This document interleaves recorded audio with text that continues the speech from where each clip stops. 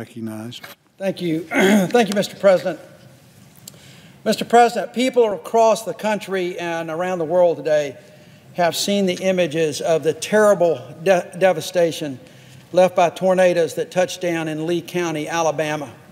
Lee County is the home to Auburn University, and so many of the wonderful constituents there have suffered mightily over the last 24 hours.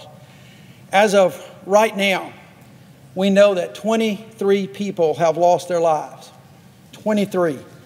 And as we speak, rescue teams and first responders are still out there, searching for others who may have been hurt. We pray that we have seen the last of the loss of life, but that is to be determined. Already, this is one of the deadliest storms in our state's history. And Louise and I want to offer our most sincere condolences to all of those who have been affected by this horrible event. The youngest victim that we know of was only 6 years old. My heart goes out to all the folks who have lost loved ones, who've suffered damage to their homes and to their businesses. And I ask that everyone pray for their comfort and healing. I also want to thank the courageous first responders who put their lives on the line time and time again to help folks in need. Our rescue crews are working around the clock, and we're so grateful for them, for the work that they do every day, but especially on days like today and yesterday after tragedies like these strike. These are our friends and neighbors who step up in the wake of a disaster to help their community, sometimes while struggling with the tragedy on a very personal level themselves. Unfortunately, Mr. President, this is an all too familiar sight in Alabama. We have seen our fair share of natural disasters. On a single day in 2011, an estimated 60 tornadoes devastated so many towns and cities, including Coleman and Hackleburg, Pratt City and Tuscaloosa, killing over 200 people. You know, all of these have a way of being personal. That day was especially personal for my wife, Louise, who is from Coleman.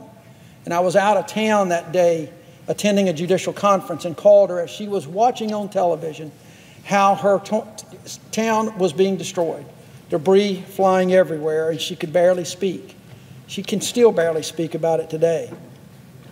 As U.S. Attorney in April of 1998, I saw firsthand the devastating damage to Oak Grove and Edgewater communities, where 32 people lost their lives.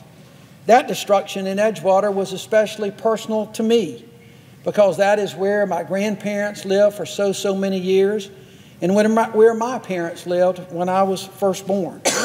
I can remember walking across the slab that was left of the little church where my parents attended when I was born that day with walking across with President Clinton. It is unbelievable to witness that kind of damage.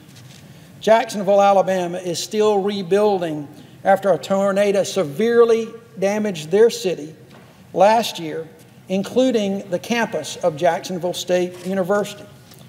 Last fall, Hurricane Michael ravaged our farmlands in the Wiregrass in South Alabama, destroying cotton crops that were ready for harvest and 30-year-old timber. Yesterday's tornadoes touched down at a time when North Alabama is already dealing with historic flooding in Cherokee County.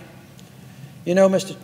President, I've mentioned it just seems all too often that these have a personal note. And as I checked in with my staff last night, I realized that two of my staffers who are here with me on the floor today, Garrett and Michael, they also are from that area. Were concerned. It's a horrible situation to be this far away and know that what's going on in your hometown and not knowing whether your loved ones are in the path of that destruction. Alabama, however, is a resilient place, and we have an incredibly capable disaster preparedness and response agency, one that works round the clock when needed. But given all that we have faced over the past year, we will still need help. While there is much yet to be done in the immediate aftermath of this storm, we know that a full recovery will take a great deal of time and resources. So I'm here tonight to ask my colleagues in the Senate to stand ready to help Lee County rebuild and heal. Disasters will strike all of our communities at some point or another, and that makes it all the more important that we work together when they do. To the folks in Lee County, Alabama, who've lost everything, who've lost loved ones in this disaster, I'm in this for the long haul with you. I promise you that. I know things will never be the same for many folks, but I do promise that I'll do everything I can to help. I've already been working with Senators Perdue and Isakson and others to secure disaster funding for the 2018 storms that hit the Southeast last year. We're hoping that we can get an agreement on that bill very soon and get it onto the President's desk so that those farmers can be ready for the next crop that they're about to go into, the next planting season. In the days ahead, I'm going to be working closely with colleagues here in the Senate to secure federal disaster funding that includes Lee County, Alabama, because despite the fact that we're in the early stages, it is easy to see from the photographs and the videos of the devastation that they will need it. We've been in touch with Governor Ivey and other local officials about how we in the Senate can best help. And as this dust settles, we will be down there to try to make sure that our offices do what is necessary to help those fine people. But Mr. President, in the face of all these terrible tragedies, the thing that gives me hope is the strength of my fellow Alabamians. They're an amazing, amazing citizenry, amazing people from one end of that state to the other, who see tragedy but build on that tragedy and you always never lose hope. And even though an event like this can be incredibly difficult, I've seen the resolve of the people of Alabama, and I know that we'll be able to rise and rebuild. Thank you, Mr. President.